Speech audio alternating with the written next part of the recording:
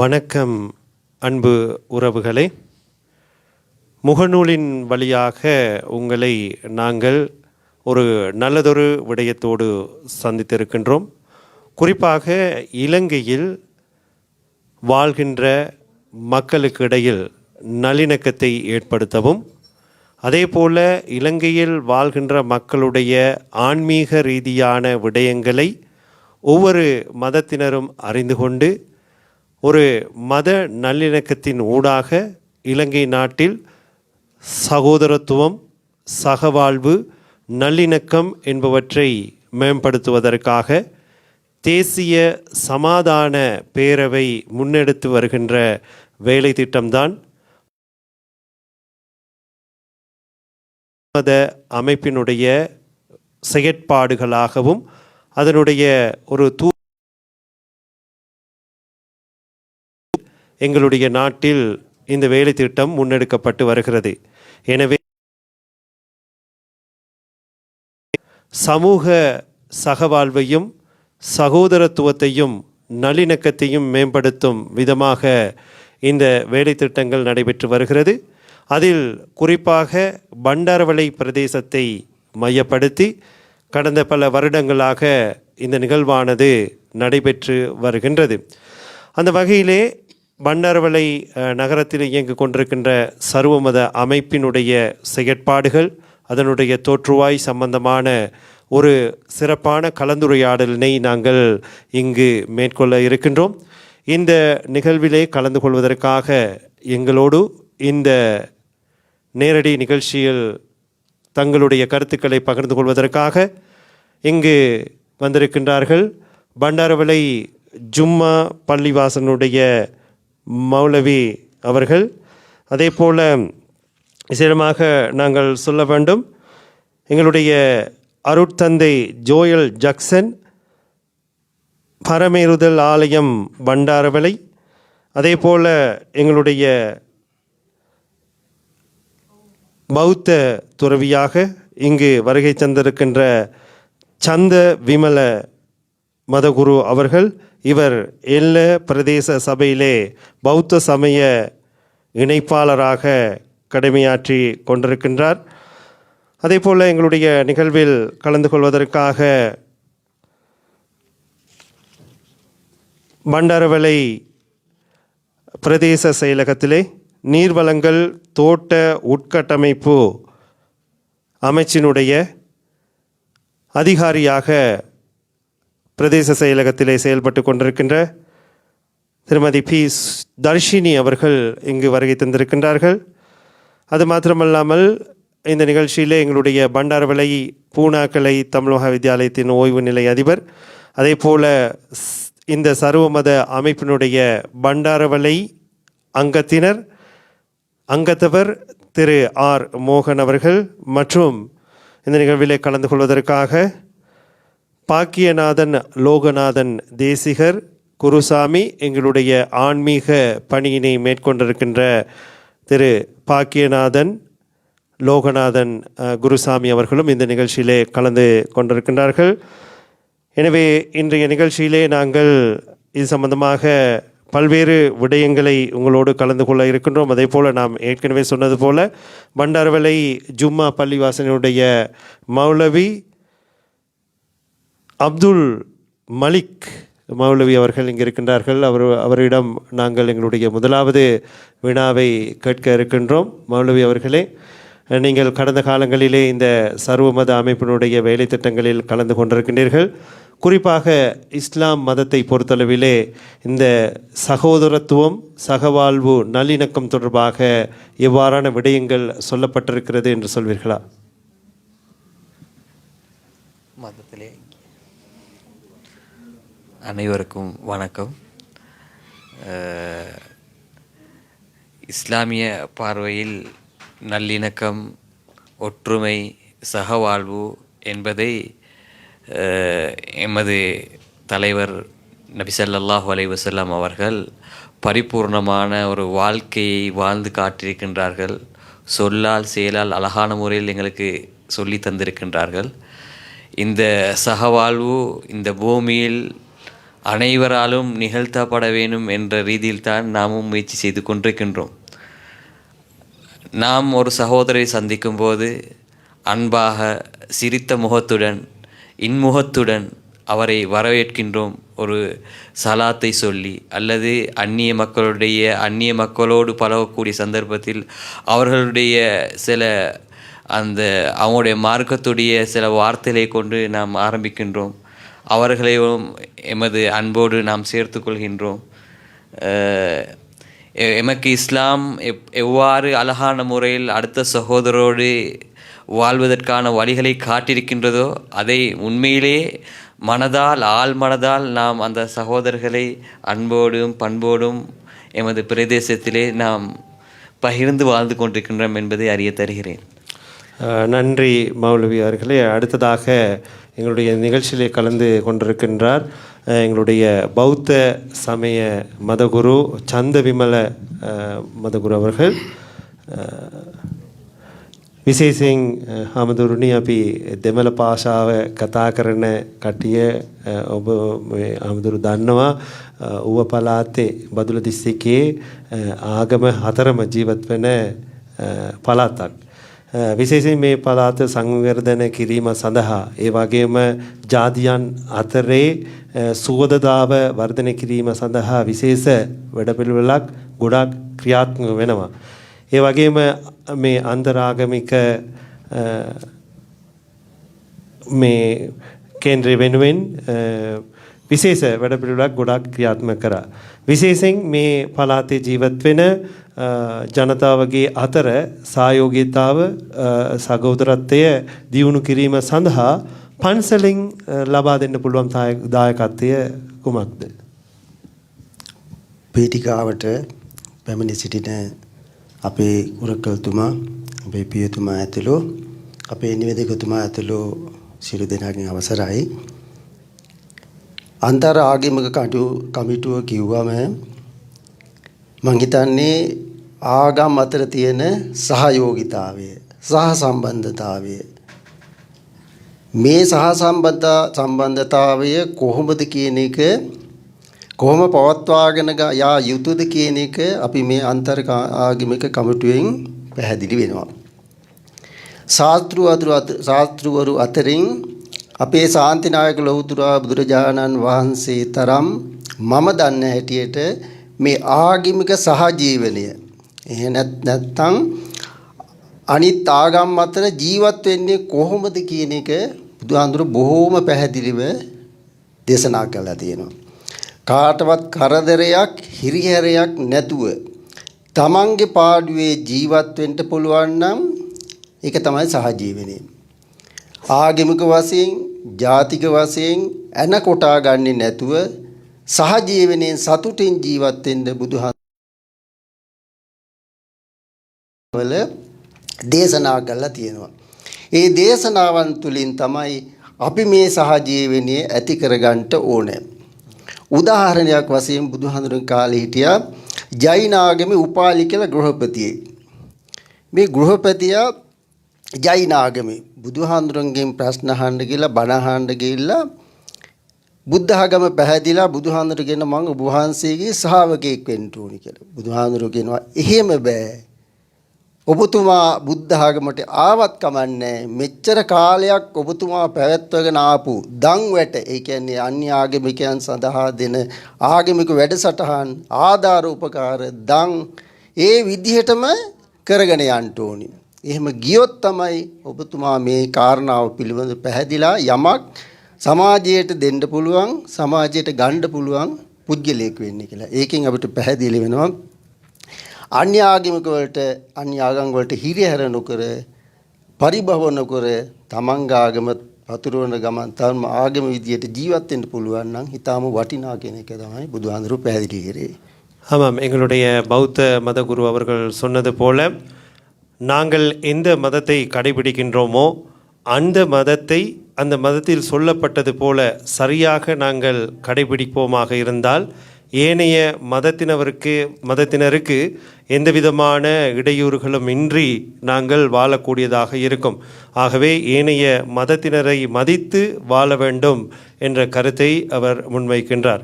அதே போல் மறுபுறத்திலே எங்களுடைய பக்கத்தில் இருக்கின்றார் பாக்கியநாதன் லோகநாதன் குருசாமி அவர்கள். அவரிடம் நாங்கள் அடுத்த வினாவை கேட்க இருக்கின்றோம். குருசாமி அவர்களே, விசேடமாக நாங்கள் பார்க்கின்ற பொழுது எங்களுடைய மாகாணத்திலே 4 மதங்களை கொண்ட மக்கள் வாழ்ந்து கொண்டிருக்கின்றோம். முக்கியமாக மதங்களுக்கு இடையிலே ஒரு சகோதரத்துவம், அதே போல சகவாழ்வு, நல்லிணக்கம் அவசியமானதாக இருக்கின்றது. எங்களுடைய மதத்தை பொறுத்தளவிலே ஏனைய மதத்தினரை எவ்வாறு மதிக்க வேண்டும் என்று சொல்லப்பட்டிருக்கிறது என்று சொல்வீர்களா? குருவே சரணம். திருச்சிற்றம்பலம். காதலாகி கசிந்து கண்ணீர் மல்கி ஓதுவார் தமை நன்னறிக்கு உய்ப்பதே வேதம் 4 மெய்ப்பொருளாவது நாதன் நாமம் நமசிவாயவே. சிவாய நம. அன்பே சிவம். எமது சமயத்திலே அன்பே வடிவானவர் சிவன். அதனாலேயே நாங்கள் அன்பே சிவம் என்று கூறுகின்றோம். அந்த அன்பே சிவம் என்று கூறும் பொழுது எல்லோரிடத்திலும் அன்பாக இருக்க வேண்டும் என்று அந்த முதல் வரியிலேயே கூறுகின்றார்கள். அதிலிருந்து நாம் உள்நுழையும் பொழுது எல்லோரிடத்திலும் அன்போடும் இல்லாதவருக்கு தான தர்மங்கள் செய்தும், அந்த தான தர்மங்கள் நாங்கள் செய்யும் பொழுது நீங்கள் கேட்ட கேள்விக்கு அடங்கலாக இருக்கும் மதம், சகவாழ்வு, சமாதானம் என்று சொல்லும் பொழுது அதன் உள்ளுக்கே அது அடங்கி விடுகின்றது. மனிதன் நிலையானவன் அல்ல. அங்கே மணிவாசகர் பெருமான் கூறுகின்றாய், புல்லாகி பூடாய் புழுவாய் மனமாகி பல்லுருவமாகி பறவையாய் பாம்பாகி கல்லாய் மனிதராய் பேயாய் கணங்களாய் வல்லசுரராகி முனிவராய் தேவரா செல்லான் என்று சாவரா சங்கமுத்தில் என்று அங்கே கூறுகின்றார். வடிவாக மணிவாசகர் பெருமான் அங்கே கூறியிருக்கின்றார். மனிதனவன் ஒரு நிலையானவன் அல்ல.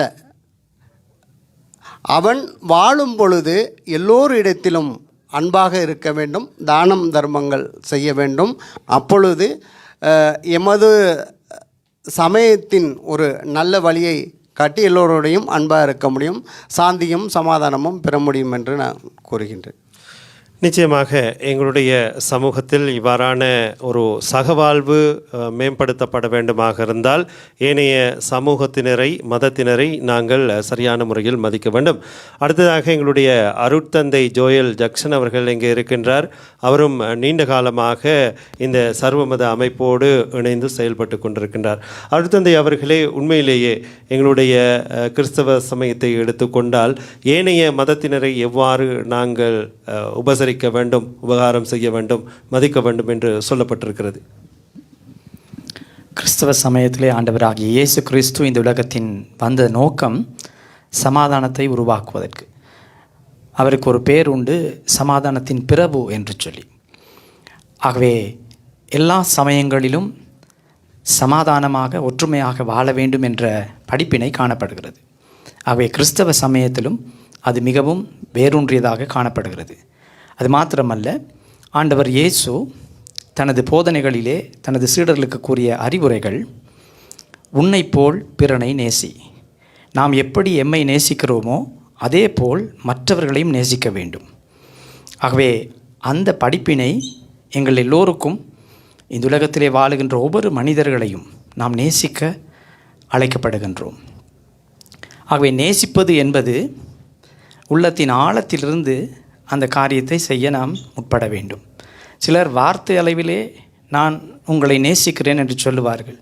ஆனால் உள்ளத்திலே கோபம், வைராக்கியம், பிரிவினை, இப்படிப்பட்ட பொல்லாத சிந்தனைகளை வைத்துக்கொண்டு வார்த்தையில் மாத்திரம் நாம் உங்களை அன்பு செய்கிறோம் என்று கூறலாம். அப்படி இல்லாமல் தூய்மையான உள்ளத்தோடு இந்த உலகத்திலே இருக்கின்ற ஒவ்வொரு படைப்பும் ஆண்டவருடையது என்ற தூய்மையான உள்ளம் படைத்து ஆழ்ந்த சிந்தனையில் நாம் ஒருவர் மீது ஒருவர் அன்பு செலுத்த அழைக்கப்படுகின்றோம். ஆகவே கிறிஸ்தவ படிப்பினைகள் எல்லோரையும் ஏற்றுக்கொள்ள, எல்லோருக்கும் சமத்துவத்தை வழங்க, எல்லா மக்களோடும், இயற்கையில் வாழுகின்ற எல்லா ஜீவ ஜந்துக்களோடும் சமாதானமாக, சந்தோஷமாக, அமைதியாக வாழும்படி அழைக்கின்ற படிப்பினைகள் நிறைந்ததாக காணப்படுகிறது. ஆகவே நான் நினைக்கின்றேன், எம்மை நாம் நேசிப்பவர்களாயிருந்தால் மற்றவர்களையும் நிச்சயமாக நாம் நேசிப்போம். நன்றி. நிச்சயமாக, அதாவது நாங்கள் இந்த 4 சமய தலைவர்களும் முன்வைத்த விடயங்களை அடிப்படையாக பார்க்கின்ற பொழுது எங்களுடைய நாட்டில் வாழ்கின்ற அனைத்து இன மக்களும் அன்பு செலுத்துகின்றவர்களாக, இறைவன் மீது பக்தி உடையவர்களாக, மற்றவர்களை நேசிக்கின்றவர்களாக, மற்றவர்களுடைய எண்ணங்களுக்கு, எதிர்பார்ப்புகளுக்கு வாய்ப்பளிக்கக்கூடிய, விட்டு கொடுக்கக்கூடிய தன்மை உடையவர்களாக நாங்கள் வாழ்கின்ற பொழுது ஒரு நாட்டில் சகோதரத்துவம், சகவாழ்வு, நல்லிணக்கம் சிறப்பானதாக இருக்கும். அதற்கு எங்களுடைய பண்டாரவளை நகரத்திலே இயங்கிக் கொண்டிருக்கின்ற சர்வ மத அமைப்பு உதாரணமாக இருக்கின்றது. அந்த அடிப்படையிலே எங்களுடைய இந்த நிகழ்விலே நாங்கள் ஏற்கனவே அறிமுகம் செய்தது போல எங்களுடைய ஓய்வு பெற்ற அதிபர், சர்வமத அமைப்பினுடைய பண்டாரவளை அங்கத்தவராக செயல்பட்டு கொண்டிருக்கின்ற அதிபர் ஆர் மோகன் இருக்கின்றார். அவரிடம் நாங்கள் முன்வைக்கின்ற வினாதான், அதிபர் அவர்களே, குறிப்பாக கடந்த காலங்களிலே எங்களுடைய நாட்டை பொறுத்தளவிலே பாரிய சவால்களுக்கு முகம் கொடுத்து கொண்டிருந்தது. அந்த சந்தர்ப்பத்திலிருந்து விலகி மக்களோடு சகவாழ்வோடு வாழ்வதற்கான சூழ்நிலை ஏற்படுத்தப்பட வேண்டும் என்ற எண்ணப்பாட்டோடு இந்த சர்வமத அமைப்பு இங்கு இயங்கிக் கொண்டிருக்கின்றது. குறிப்பாக பண்டாரவளையில் இந்த சர்வமத அமைப்பு ஆரம்பிக்கப்பட்டதன் நோக்கம், அதனுடைய செயற்பாடுகள் பற்றிய ஒரு அறிமுகத்தை தருவீர்களா? அனைவருக்கும் வணக்கம். பண்டாரவளை பொறுத்தவரையில் இது ஒரு சமாதான நகரம் என்று கூறப்பட்டாலும் கூட, இந்த சமாதான பேரவையின் ஊடாக 2022ஆம் ஆண்டு மார்ச் மாதம் பண்டாரவளையில் இருக்கின்ற பிரதேச செயலகத்துடன் இணைந்து ஒரு குழு அமைக்கப்பட்டது.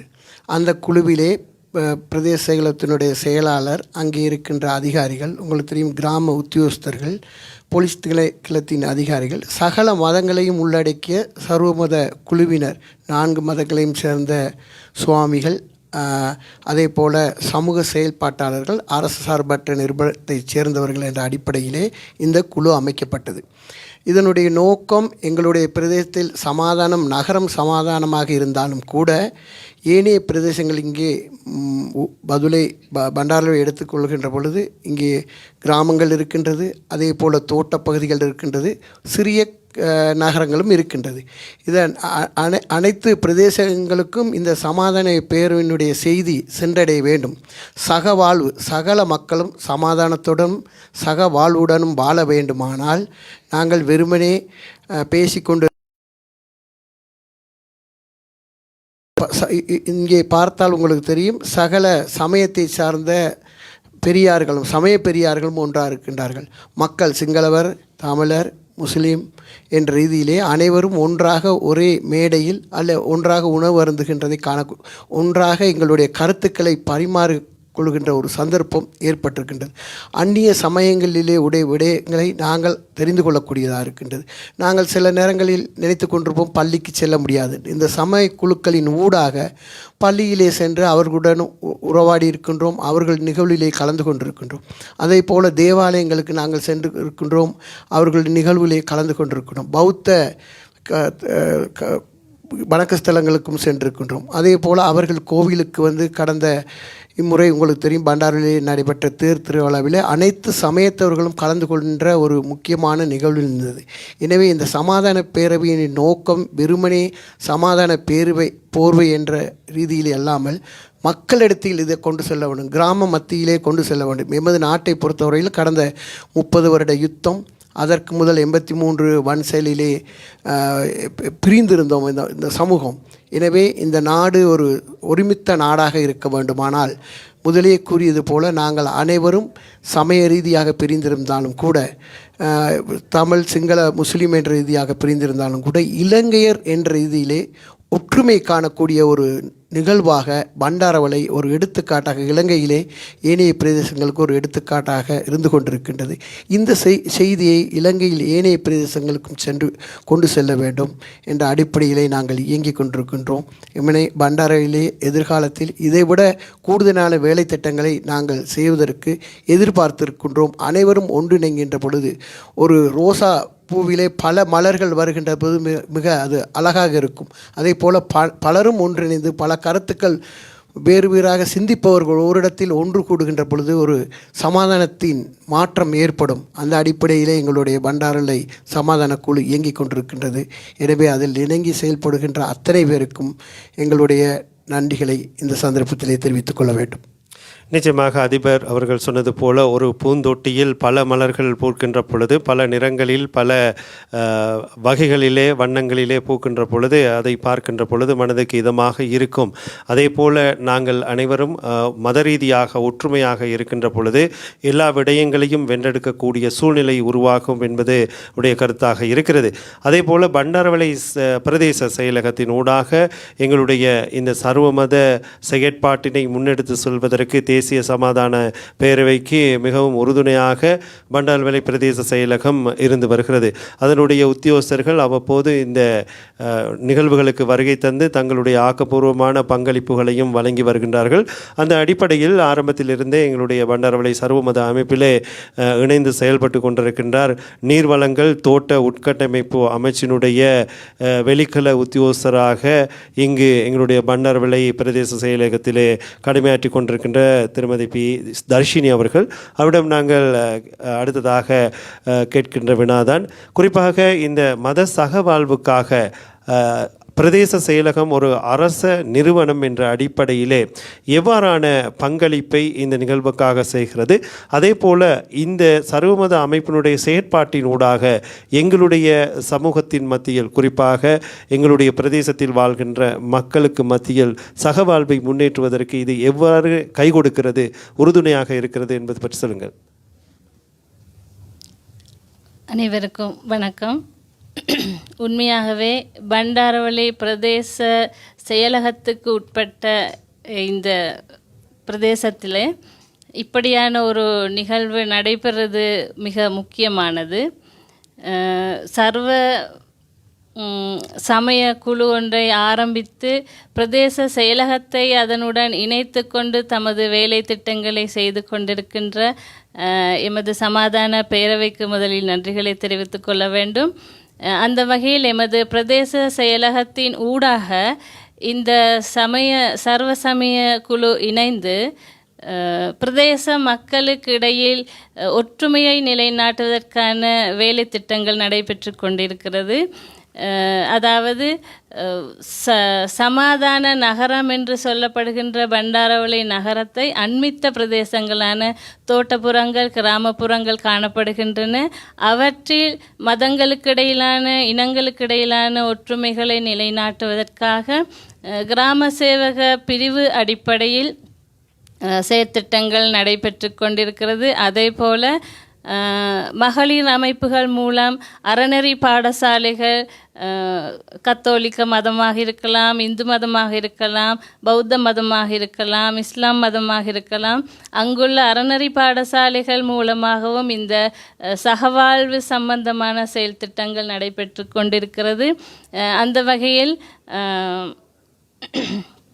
பெண்கள் அபிவிருத்தி வேலை திட்டங்கள், சமயங்களுக்கு இடையிலான நல்லுறவை ஏற்படுவதற்கான செயற்திட்டங்கள், அதே போல் பாலியல் சமத்துவம், மதங்களுக்கிடையிலான ஒற்றுமை தொடர்பான செயற்பாடுகள் கூட நடைபெற்று கொண்டிருக்கிறது. எமது எதிர்கால சந்ததியினரை நோக்கமாக கொண்டு இளைஞர் சங்கங்களில் கூட இளைஞர்களை ஊக்குவிக்கும் செயற்திட்டங்கள் எமது கிராம சேவகர் பிரிவுகள் ஊடாக தமிழ் சிங்கள மொழிகள் மூலம் செயற்பாடுகள் இந்த சர்வ சமய குழுவின் மூலம் நடைபெற்று கொண்டிருக்கிறது. எனவே எமது பிரதேசத்தில் வாழுகின்ற மக்களுக்கு சர்வ சமயம் தொடர்பான சமயங்களுடைய கலாசார விழுமியங்கள் பரிமாறப்பட்டு அவர்களுடைய மதிப்புகள் உருவாக்கப்பட வேண்டும். சிறுவர்களிடத்திலே அதனை கொண்டு செல்லுதல் வேண்டும். இளைஞர்களிடத்திலே அந்த மற்றைய மதங்களுக்கான நல்லுறவை ஏற்படுத்துவதற்கான வழிமுறைகளை கொண்டு வருதல் வேண்டும் என்ற நோக்கத்தினூடாக நடைபெறுகின்ற இந்த செயற்திட்டத்திலே எங்களையும் உள்வாங்கி இதை மென்மேலும் சிறப்பிக்க செயலாற்றுகின்ற எமது சமாதான பேரவைகளுக்கும் நன்றிகளை தெரிவித்துக் கொள்கின்றேன். ஆமாம், எங்களுடைய அன்பர்கள் இந்த முகநூலின் வழியாக தேசிய சமாதான பேரவையினுடைய அனுசரணையோடு நாங்கள் பண்டாரவளை சர்வமத அமைப்பினரோடு சந்தித்து ஒரு கலந்துரையாடலை இந்த முகநூலின் வழியாக உங்களுக்காக கொண்டு வந்து கொண்டிருக்கின்றோம். எங்களுடைய பண்டாரவளை ஜும்மா பள்ளிவாசலுடைய மௌலவி அப்துல் லத்தீப் எங்களோடு இருக்கின்றார். ஆரம்பத்திலே அவருடைய கருத்தை சிறப்பான முறையில் முன்வைத்திருந்தார். மௌலவி அவர்களே, விசேடமாக நாங்கள் எங்களுடைய நாட்டை பொறுத்தளவிலே, உலகத்தை பொறுத்தளவிலே அவர்களுக்கு பிடித்தமான ஒரு மதத்தை கடைபிடிக்கக்கூடிய சுதந்திரம் இருக்கிறது. எங்களுடைய நாட்டை பொறுத்தளவிலே எல்லா மதத்தவர்களும் அவர்கள் விருப்பத்துக்கு ஏற்ப அவர்களுடைய மதங்களை சுதந்திரமாக கடைபிடித்து கொண்டிருக்கின்ற நேரத்தில் நாங்கள் நாடு என்று பார்க்கின்ற பொழுது இந்த நாட்டில் வாழ்கின்ற அனைவரும் இந்த நாட்டினுடைய பிள்ளைகள் என்ற எண்ணத்தோடு வாழ வேண்டும். அந்த அடிப்படையிலே எங்களுடைய சுய விருப்பு வெறுப்புகளுக்கு அப்பால் மற்ற மதத்தினரை எவ்வாறு மதிக்க வேண்டும் என்று சொல்லுங்கள்.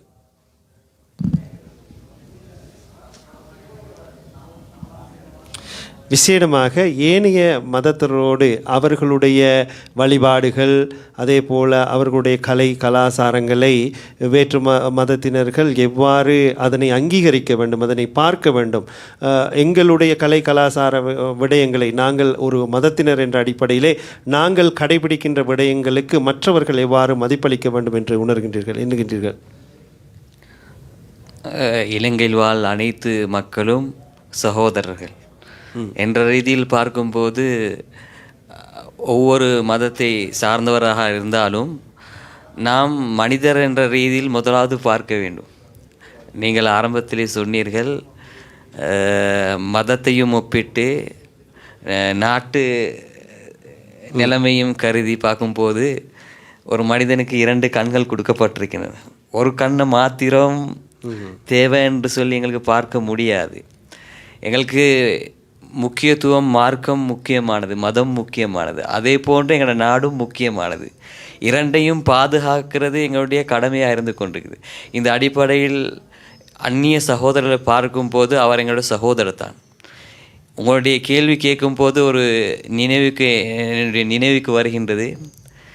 எமது தலைவர் நபி ஸல்லல்லாஹு அலைஹி வஸல்லம் அவர்கள் ஒரு தருணத்திலே நின்று கொண்டிருக்கின்றார்கள்.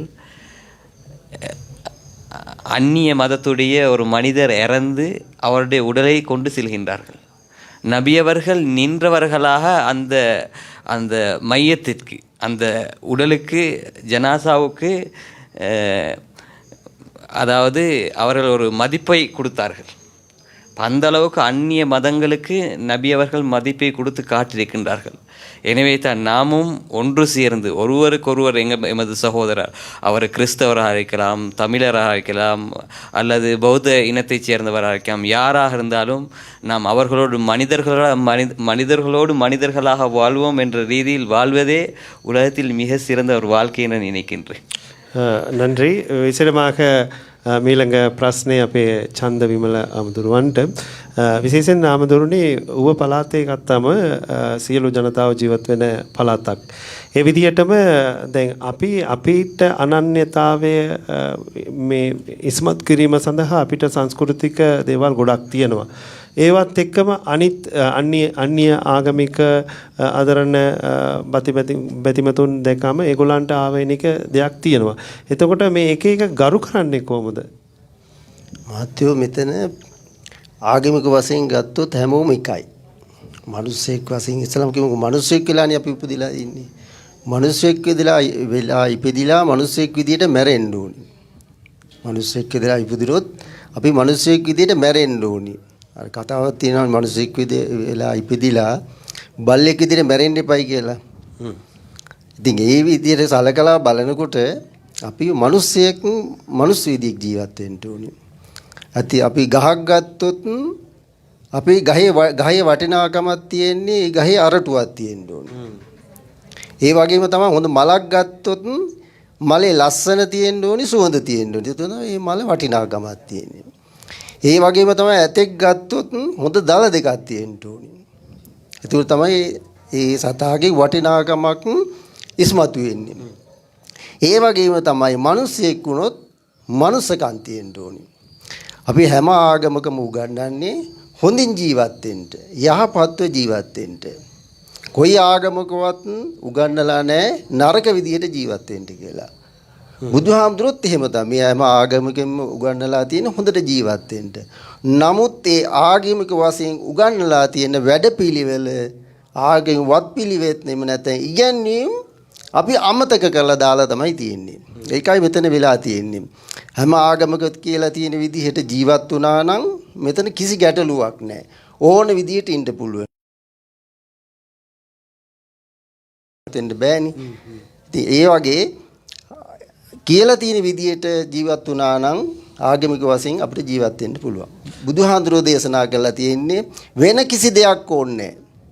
ඔබට පුළුවන් නම් පන්සිල් ආරක්ෂා කරන්න ඒ හොඳටම ඇති. මේ පන්සිල් පද පහ ආරක්ෂා කරන්න පුළුවන් නම් ඒක හැම ආගමකටම වටිනවා. ඒකයි මගේ අදහස. බොහොම ஸ்தோதி. ஆம், எங்களுடைய அன்பான உறவுகளே, விசேடமாக மரம் என்றால் வைரம் இருக்க வேண்டும், மலர் என்றால் மனமும் அழகும் இருக்க வேண்டும். அதே போல் ஒவ்வொரு மனிதனுடைய வாழ்க்கையிலும் எங்களுடைய புத்த பகவான் சொல்றது போல அவரவர் வாழ்க்கையில் கடைபிடிக்க வேண்டிய அந்த 5 விடயங்களை கட்டாயமாக கடைபிடிக்கின்ற பொழுது நாங்கள் நல்லதொரு அதாவது பிரஜையாக நல்லதொரு மனிதனாக வாழக்கூடிய வாய்ப்பு இருக்கிறது. ஆகவே நாங்கள் மனிதனாக பிறந்து நாயாக இறப்பதை விட மனிதனாக பிறந்து மனிதனாகவே இறக்கின்ற மனித நேயமுள்ளவர்களாக இருக்க வேண்டும் என்ற கருத்தையும் அவர் முன்வைத்திருந்தார். அடுத்ததாக எங்களுடைய அருட்தந்தை அவர்கள் ஜோயல் ஜக்சன் அவர்கள் இருக்கிறார். கடந்த முறையும் நாங்கள் கேட்ட கேள்விக்கு மிகவும் அற்புதமான பதிலை கூறியிருந்தார். அதே போல் அருட்தந்தை அவர்களே, விசேடமாக நாங்கள் பார்க்கின்ற பொழுது எங்களுடைய சமூகத்திலே இந்த ஏழை எளிய மக்களுடைய வாழ்க்கை தரம் என்பது மிக மோசமானதாக இருக்கின்றது. இதற்கு கை கொடுக்க வேண்டிய ஒரு கட்டாயம் எமது சமூகத்தில் இருக்கின்றது. அது எந்த சமூகமாக இருந்தாலும் பார்க்க வேண்டிய அவசியமில்லை. எங்களுடைய நாட்டில் இருக்கின்ற சூழ்நிலை அவ்வாறு இருக்கிறது. எனவே எங்களுடைய மதத்தினுடைய இணக்கப்பாட்டை அல்லது மதத்தினுடைய எழுச்சியை அல்லது மதத்தினுடைய சகோதரத்துவத்தை கொண்டு இந்த சமூகத்தின் ஈடேற்றத்திற்காக அவ்வாறான விடயங்களை எவ்வாறு ஒருங்கிணைப்பது என்று சொல்லுங்கள். உண்மையாகவே நாங்கள் ஏழை மக்களை பாதுகாக்க பராமரிக்க அழைக்கப்படுகின்றோம். ஆண்டவர் இயேசு எப்பொழுதும் ஏழைகளோடு கூட பயணம் செய்தார். அந்த ஏழைகள் உடைய பிரச்சனைகளின் போது அவர்களோடு இருந்தார் என்பதை நாங்கள் திருமறையிலே வாசிக்கக்கூடியதாக இருக்கின்றது. அதேபோல் எங்களுடைய பண்டாரவளை பிரதேசத்திலும் நாங்கள் பரமேறுதல் ஆலயத்திலே ஒரு வயோதிப இல்லம் வைத்திருக்கின்றோம். அந்த வயோதிப இல்லத்திலே எல்லா சமய மக்களும் வாழுகின்றார்கள். அவர்கள் இறக்கும் வரைக்கும் நாங்கள் அவர்களை பராமரித்து பாதுகாக்கின்றோம். அது ஒரு எடுத்துக்காட்டாக இந்த சமூகத்துக்கு காணப்படுகிறது. அது மாத்திரமல்ல, எல்லா சமயத்தவர்களும் அந்த இடத்திலே வந்து அவர்களுடைய தான தர்மங்களை மேற்கொள்ளுகிறார்கள். ஆகவே இந்த பண்டாரவளை நகரம் சமாதானத்தின் நகரம் என்று கூறுவது செயற்பாடுகள் நிறைந்த நகரமாக இது காணப்படுகிறது என்று நான் கருதுகிறேன். ஆகவே அதன் அடிப்படையிலே நாங்கள் ஒற்றுமையாக ஒருவருக்கொருவர் உதவி செய்து ஒருவரை ஒருவர் புரிந்து கொண்டு ஒருவருடைய சுக வாழ்வுக்காக நாங்கள் அர்ப்பணிப்போடு செயற்படுகிற ஒரு சமூகமாக கட்டி எழும்ப அழைக்கப்பட்டுள்ளோம் என்பதை நாம் ஒவ்வொருவரும் உணர்ந்தவர்களாக, அதேபோல் இந்த சமய ஒற்றுமை குழுவானது மிகவும் சிறப்பாக இந்த பண்டாளர் பகுதியிலே பணியாற்றுகிறது என்பதையும் கூற நான் விரும்புகிறேன். நன்றி. அதே போல் எங்களுடைய ஷாமிலா அவர்களை என்போடு அழைக்கின்றோம் இந்த கருத்துக்கள் பகிர்ந்து கொள்கின்ற இந்த இடத்திற்கு. எங்களோடு இணைந்து கொண்ட தர்ஷினி நீர்வளங்கள் தோட்ட உட்கட்டமைப்பு அமைச்சனுடைய அதிகாரியாக பண்டார்வளை பிரதேசத்தில் செயல்பட்டு கொண்டிருக்கின்ற தர்ஷினி அவர்களுக்கு எங்களுடைய நன்றிகளை தெரிவித்துக் கொள்கின்றோம். அடுத்ததாக எங்களுடைய உலகநாதன் தேசிகர் குருசாமி எங்களோடு இருக்கின்றார். உண்மையிலே இந்து சமயத்தை பொறுத்தளவிலே குருசாமி அவர்களே, ஏனைய உயிர்களிடத்தில் நாங்கள் அன்பு செலுத்த வேண்டும். நீங்கள் சொன்னது போல அன்பே சிவம் என்பார்கள். அன்பே சிவம் என்பதுதான் இந்து சமயத்தினுடைய மிகப்பெரிய தத்துவமாக இருக்கின்றது. ஆகவே ஏனைய மதத்தினரோடு நாங்கள் எங்களுடைய அன்பை பகிர்ந்து கொள்கின்ற பொழுது எங்களுடைய சமூகம் தானாகவே, எங்களுடைய நாடு தானாகவே தலைத்தோங்கும் என்று சொல்வார்கள். இந்த விடயத்தை நாங்கள் ஏனைய மதத்தினரோடு எவ்வாறு பங்கெடுத்துக் கொள்வது என்பது பற்றி சொல்லுங்கள். அரிது அரிது மானிடராய் பிறப்பது அரிதென்று கூறியிருக்கின்றார்கள். மனிதனாக பிறப்பது இந்த உலகத்தில் புண்ணியம் செய்திருக்கின்றோம். மனிதனாக பிறப்பதற்கு நாம் ஒவ்வொருவரும் புண்ணியம் செய்திருக்கின்றோம். ஆகையால் தான் மனித பிறவி எடுத்திருக்கின்றோம். மனிதனாக பிறந்தால் ஒருவருக்கு ஒருவர் உதவ வேண்டும், தான தர்மங்கள் பண்ண வேண்டும். இதுதான் எங்கெங்கு என்னென்ன கேள்வி கேட்டாலும் இந்த தர்மத்துக்குள்ளே அதுதான் அடங்கிறது, எப்படி சுற்று வந்தாலும். அந்த வகையில் எல்லா மதங்களும் கூறியிருக்கின்றது, ஒருவருக்கு ஒருவர் அன்பு செலுத்த வேண்டும், உயிர்களிடத்திலேயும் அன்பு இருக்க வேண்டும், எல்லோருக்கும் உதவ வேண்டும் என்று. அப்படி நாங்கள் எல்லோரும் ஒருவருக்கொருவர் உதவி செய்யும் பொழுது இறை சிந்தனையும் அதிகரிக்கின்றது. ஏனென்றால் இறைவன் கூறியிருக்கின்றதும் அதே செயல்தான். அதை நாங்கள் நடைமுறையில் கொண்டு வர வேண்டும். அப்பொழுது எங்களிடத்திலே நல்லதொரு மனித பண்புகளும் சாந்தி சமாதானமும் ஏற்படுகின்றது என்றுதான் நான் கூற விரும்புகிறேன். ஆமாம், நன்றி. அதே போல் எங்களுடைய இந்த கலந்துரையாடலிலே கலந்து கொண்டிருக்கின்ற பண்டார்வளை பிரதேச செயலகத்திலே பெருந்தோட்ட வசதி அளிப்பாளராக கடமையாற்றி கொண்டிருக்கின்ற SMF சாமிலா அவர்கள் எங்களோடு இணைந்திருக்கின்றார். உங்களிடம் இந்த சர்வமத அமைப்பினுடைய செயற்பாடுகள், இது இங்கு ஆரம்பிக்கப்பட்டதன் பின்னர் எங்களுடைய எல்லா சமயத்திற்கும் கிடைக்கக்கூடிய நன்மைகள் என்ன என்று சொல்வீர்களா? அனைவருக்கும் வணக்கம். முதலில் நான் பிரதேச செயலகத்தில் பணியாற்ற உத்தியோகத்தர ரீதியாக இந்த சமயக்குழு பண்டாரவள குழுவில் என்னை இணைத்து கொண்டதற்காக முதலில் நான் நன்றியை தெரிவித்துக் கொள்கின்றேன். இந்த குழுவில் ஊடாக நிறைய விடயங்கள் இந்த பண்டாரவள பிரதேசத்துக்குள்ளே நடந்திருக்குது, செய்யப்பட்டிருக்கிறது. அந்த வகையில் சமய இனத்தவர்கள் இடையில் அந்யோன்ய உறவு ஏற்படுத்துவதற்காகவும், அதே போல் சமயஸ்தலங்களுக்கு சென்று அவங்களுடைய கருத்துக்கள் பரிமாற்றிக்கொள்வதும் அவங்களுக்குரிய அந்யோன்ய உறவுகளை ஏற்படுத்திக் கொள்வதற்கும் அந்த மாதிரி வேலை திட்டங்கள் நடந்து கொண்டு இருக்கிறது இப்போதும். அதே போல் அறநெறி பாடசாலைகள் மூலியமாகவும் சமயக்குழு சர்வ சமய மதங்களுக்கிடையில் இருக்கிற கருத்துகள் பரிமாற்றிக்கொள்வதும் இந்த குழு ஊடாக நடைபெறுகின்றது. அதேபோல் இந்த சமாதான நகரம் ரீதியாக ஒவ்வொரு இனத்தவர்களுக்கிடையிலும் சமாதானத்தை ஏற்படுத்துவதற்காகவும் பிரச்சனைகளை குறைப்பதற்காகவும் நிறைய வேலை திட்டங்கள் நடைபெற்று கொண்டிருக்கின்றது. நன்றி. நிச்சயமாக எங்களுடைய சமூகத்தின் மத்தியில் நல்லிணக்கத்தை, சகவாழ்வை சகோதரத்துவத்தை மேம்படுத்துவதற்கான இந்த வேலைத்திட்டம் இன்னும் எங்களுடைய இந்த பிரதேசத்தில் வெற்றி அளிக்க வேண்டும் என்ற எண்ணத்தோடு உங்களுடைய கருத்து அமைந்திருந்தது. இறுதியாக எங்களுடைய அதிபர் மோகன் அவர்களிடம் குறிப்பாக எங்களுடைய மத நல்லிணக்கத்துக்காக, சகவாழ்வுக்காக எங்களுடைய நாட்டில் மிகவும் அவசியமான ஒரு வேலைத்திட்டத்தை தேசிய சமாதான பேரவை முன்னெடுத்து வருகிறது. அது மாத்திரமல்லாமல் பதுளை மாவட்ட பெண்கள் அபிவிருத்தி நிறுவனம் தான் இதனுடைய இணைப்பாளராக இருந்து இந்த வேலை திட்டத்தை பதுளை மாவட்டத்திலே நடைமுறைப்படுத்தி கொண்டிருக்கிறார்கள். ஆகவே இவர்களுடைய இந்த செயற்பாடுகள் சம்பந்தமாக உங்களுடைய கருத்து என்ன?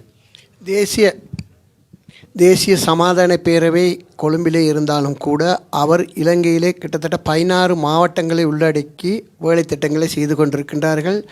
அந்த 16 மாவட்டங்கள் என்று சொல்லுகின்ற பொழுது அதிலே சிங்கள மக்கள் வாழுகின்ற மாவட்டம் இருக்கின்றது. அதே போல் தமிழர்கள் மாத்திரம் வாழுகின்ற யாழ்ப்பாணம் போன்ற மாவட்டங்கள் இருக்கின்றது. கலப்பு இனம் எங்களை போன்ற பண்டாரவளை அல்லது பதுளை ஊவா மாகாணத்தை போன்ற சிங்களவர், தமிழர், முஸ்லீம்கள் அனைவரும் வாழுகின்ற மாவட்டங்களும் இருக்கின்றது. இந்த இலங்கையிலே ஒரு சமாதானத்தை ஏற்படுத்த வேண்டுமானால் ஒரு பிரதேசத்தில் மாத்திரம் ஏற்படுத்தி விட முடியாது. நாங்கள் முதலாவதாக இலங்கையர் என்ற ரீதியிலே நாங்கள் அனைவரும் ஒன்றிணை வேண்டும். சமய ரீதியில் நாங்கள் இருந்தாலும் கூட என்று இலங்கையர் என்ற ரீதியிலே ஒன்றிணைந்தால் மாத்திரம்தான் இந்த நாட்டை நாங்கள் சமாதானத்தை கட்டியெழுப்பலாம். ஏனால் எங்கள் நாடு கடந்த காலங்களில் ஒரு கசப்பான உணர்வுகளை, கசப்பான அனுபவங்களை பெற்ற நாடு என்ற அடிப்படையிலே அதுதான் இன்று இந்த பொருளாதாரத்தில் நலிவடைப்பதற்கு அதுவும் ஒரு காரணம். கடந்த 30 வருட யுத்தம், அதன் பிறகு உங்களுக்கு தெரியும் அரசியல் ரீதியான நிகழ்ச்சி நிரலில் இந்த மக்களை பகடைக்காய்களாக இருந்த ஒரு காலகட்டம் இருந்தது. ஆனால் இன்று மக்கள் விழிப்புணர்ச்சி அடைந்திருக்கிறார்கள். சகல மக்களும் சிங்களவர் அல்லது தமிழர்கள், முஸ்லீம் என்று பிரிந்திருக்காமல் இலங்கையர் என்ற ரீதியிலே ஒரு கொடியின் கீழ் வர வேண்டும் ஒரு உணர்வு இப்பொழுது வலுப்பெற்றிருக்கின்றது.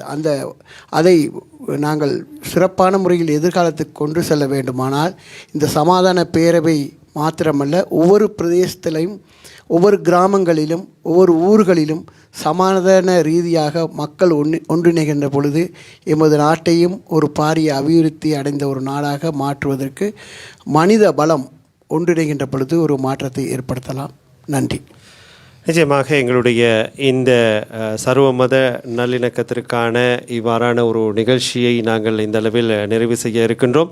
எங்களுடைய நிகழ்ச்சியிலே கலந்து கொண்ட எல்ல பிரதேச செயலகத்திலே பௌத்த சமய இணைப்பாளராக செயல்பட்டு கொண்டிருக்கின்ற எங்களுடைய சந்தவிமல அஹமது அவர்களுக்கு, பௌத்த துறவி அவர்களுக்கு எங்களுடைய நன்றிகளை தெரிவித்துக் கொள்கின்றோம். அஹமது உபான் சேட்டாபே ஸ்தூத்திய பெரிநாமனவ. அதே போல் எங்களுடைய இந்த நிகழ்வுக்கு வருகை தந்திருக்கின்ற எங்களுடைய இந்து சமயத்தை பிரதிபலிக்கின்ற வகையிலே அதை பிரதித்துவப்படுத்தி வருகை தந்திருக்கின்ற பாக்கியநாதன் உலகநாதன் தேசிகர் குருசாமி அவர்களுக்கு எங்களுடைய நன்றிகளை தெரிவித்துக் கொள்கின்றோம். அதே போல் எங்களுடைய பண்டாரவளை ஜும்மா பள்ளிவாசலின் சார்பாக இந்த நிகழ்விலே வளமையாக வந்து கலந்து கொண்டு நல்ல கருத்துக்களை பகிர்ந்து கொள்கின்ற எங்களுடைய மௌலவி அப்துல் லத்தீப் அவர்களுக்கு, எங்களுடைய அப்துல் மலிக் அவர்களுக்கு எங்களுடைய நன்றிகளை தெரிவித்துக் கொள்கின்றோம்.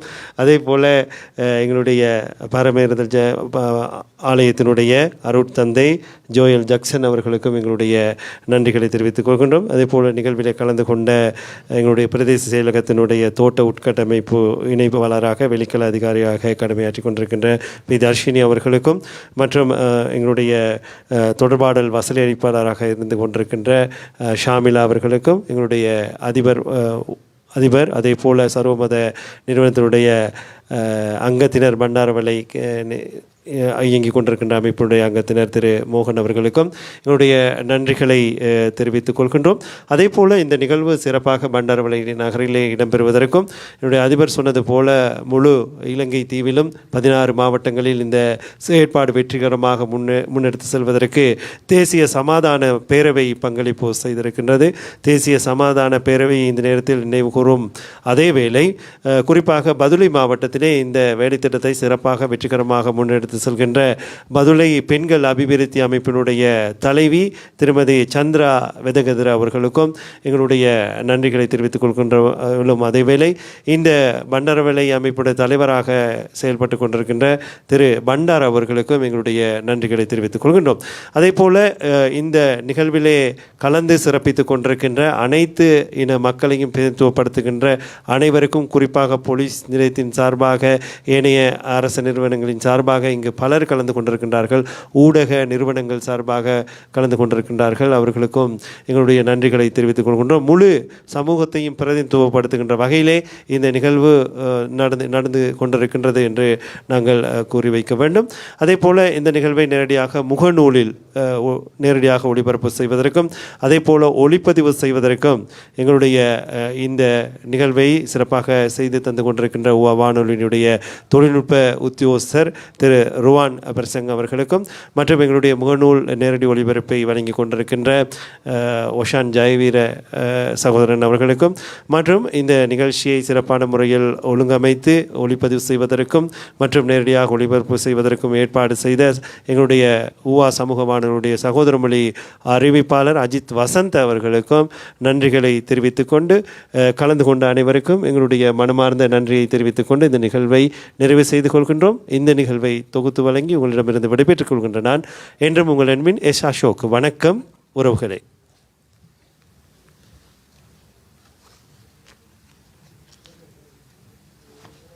சரி.